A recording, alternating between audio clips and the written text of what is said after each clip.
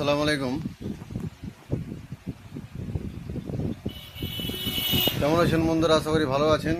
আমাদের পশ্চিমবঙ্গ সরকার মাননীয় শুভেন্দু অধিকারী মহাশয় কালকে যে অন্নপূর্ণা ভাণ্ডারের ফর্মটা দিলেন, ভালো কথা। তিনি তার মতন করে কাজ করছেন, তার যেটা ভালো লেগেছে সেটা তিনি করছেন। তো যাই হোক, আমরা সরকারের ওপর আস্থা রাখব। যেটা সরকার আমাদের বলছে, যেটা নির্দেশনা দিচ্ছে, আমরা সেই দিকে কাজ করব। আমরা লক্ষ্মীর ভাণ্ডার পেয়েছি বা এখনও যারা পাচ্ছি, এই যে অন্নপূর্ণার ভাণ্ডার চালু করেছে, সবাইকে ফর্ম ফিল আপ করতে হবে। এটা সরকারের আদেশ। আমরা সব কিছুই মানছি। আমরা মুসলমানেরা কুরবানিও সরকারের নির্দেশনা মতন করলাম। যেভাবে আমাদের সরকার নির্দেশ দিয়েছেন সেভাবে আমরা কাজ করলাম। আশা করি আমরা ভবিষ্যতেই আমরা মুসলমান সমাজ যারা আছেন, মুসলমান ভাইরা সবাই আমরা সরকারি নির্দেশনা অনুযায়ী কাজ করব। এটাই আমরা অঙ্গীকারবদ্ধ। আমরা পশ্চিমবঙ্গের নিবাসী হয়ে একজন প্রকৃত ভারতবাসী হয়ে আমরা ভারতের আইন সংবিধান মেনেই আমরা কাজ করব। এটাই আমাদের কর্তব্য, আমাদের নৈতিক দায়িত্ব।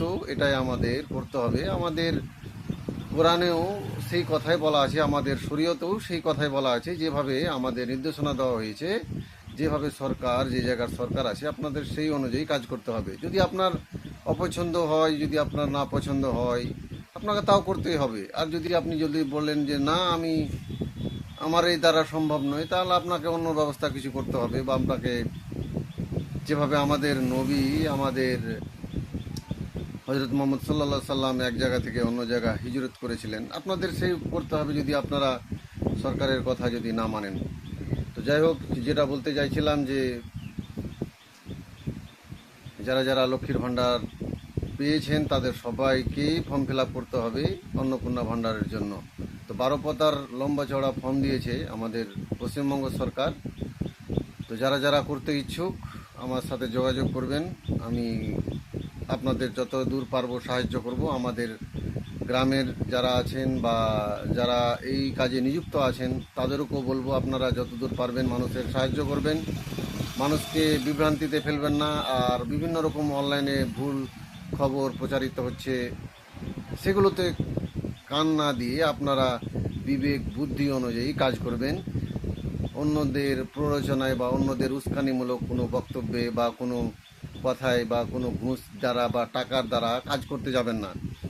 কেননা এখানে যা বলা হয়েছে, যে ফর্মে যা লেখা আছে, তাতে বলা হচ্ছে যে যদি আপনার বাড়ির পাকা বাড়ি থাকে, আপনার 4 চাক্কা থাকে, আপনার ব্যাংক অ্যাকাউন্টে যদি ব্যাংকের ডিটেলস নিবে, যদি অনেক টাকা পয়সা থাকে, তাহলে আপনি পাবেন না।